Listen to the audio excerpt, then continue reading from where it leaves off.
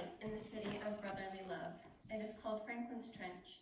One woman was brave enough to take this blight and make it beautiful. Sadly, the odds were not in her favor. As if the combined forces of a demanding deadline, a devastating hurricane, and a selfish site supervisor weren't enough, there were also a mentally unstable squatter by the name of Artie Dent, who swore to bring the project down, even if it took his own life. He succeeded. Franklin's Trench is now, if possible, even uglier. It is covered in blood. May it please the court, Your Honor, opposing counsel, and members of the jury, my name is Leah Charteau, and I will be conducting the closing statement in this case. So you don't want to say opposing counsel, Okay. and you don't want to say I'll be conducting the closing argument because you're I've never Doing done it? this before, so. yeah. No. Oh, does it say it on there, or? So it just says may it please the court. She has memorized what she's supposed Okay, to say? yeah. Alright, may This is Avery's. May it please the court, Leah's just reading it for Your you. Honor, and members of the jury, Okay. blah blah blah. Right. Whatever else she said. Okay.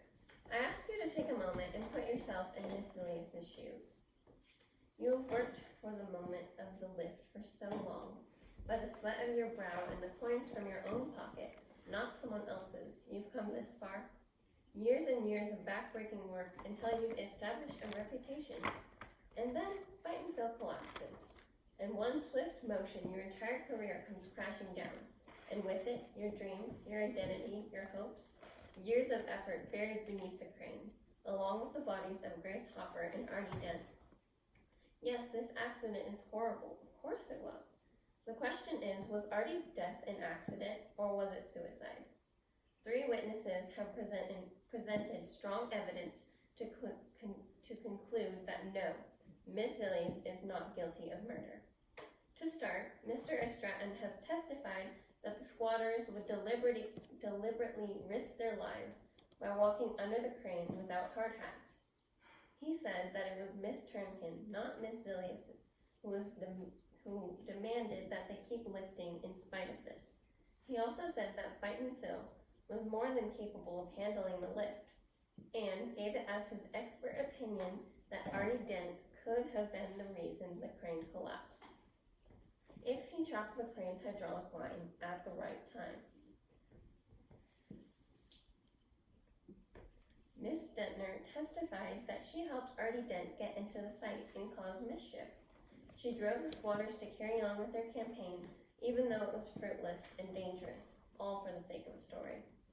Miss Elias herself testified that she spent months, 6 months to be exact, before deciding on a building site. She spent thousands of dollars trying to make the project sustainable.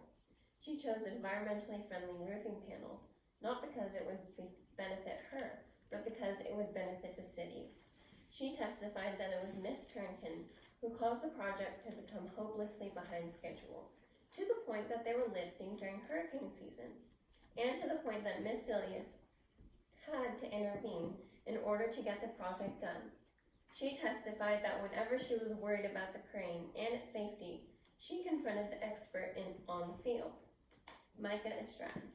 Finally, she said that if they hadn't lifted when they did, the roofing would have been destroyed by the rain, and so would all hope of getting the project done.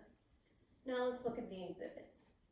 Exhibit number 1 illustrates how prior to August 31st, the crane Fightonville had never had an accident.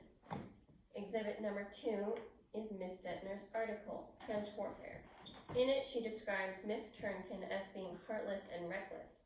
The article also says that Miss Turnkin referred to the people of the trench as mole people or street scum.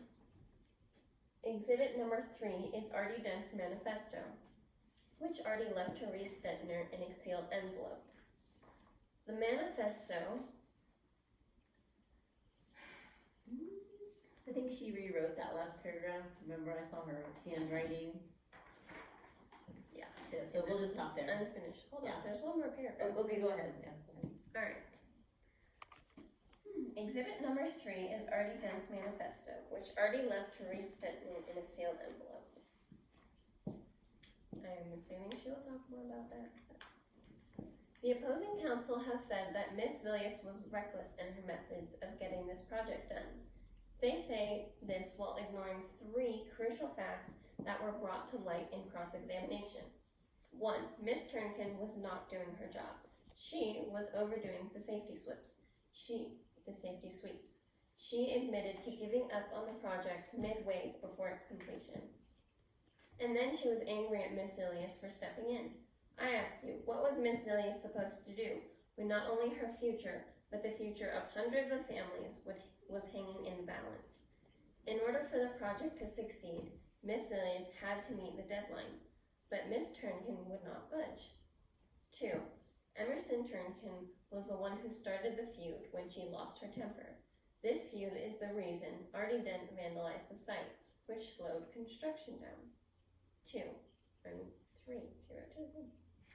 Artie Dent had dangerous intentions. London Packard testified that she was barely able to prevent Artie from seriously injuring Miss Turnkin with a construction shovel. She also testified that Artie talked about killing himself on the site just to make the scene more dramatic. She watched as Artie fulfilled the horrible statements made in his manifesto. She watched as he vandalized the site, calling it Operation Turtle. Very good.